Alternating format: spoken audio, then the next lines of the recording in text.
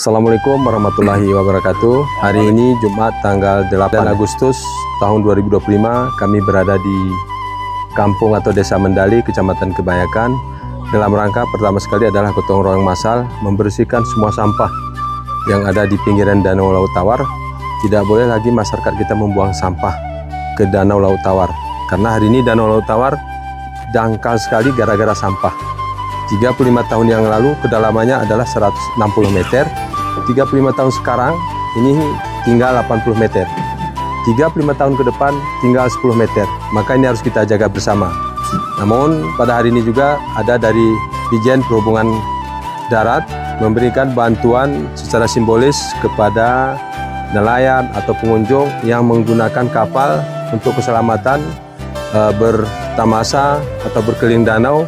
Ini tetap menggunakan alat keselamatan, sehingga nanti betul-betul diperhatikan kepada pramuwisata, kemudian para pengunjung betul-betul memperhatikan SOP yang disiapkan.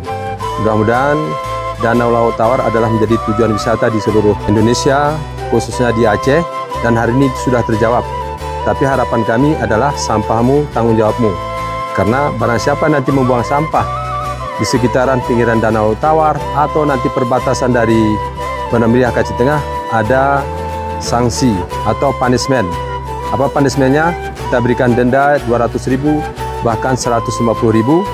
Itu nanti memberi yaitu bubuk kopi dan baju kerawang gayu. Siapapun yang membuang sampah, kami akan melengkapi nanti CCTV. Demikian yang dapat kami sampaikan. Tetap semangat. Aceh Tengah bersih, bersih, bersih. Izin. Assalamualaikum warahmatullahi wabarakatuh. Sampahmu tanggung jawabmu. Aceh Tengah bersih, bersih, bersih, bersih.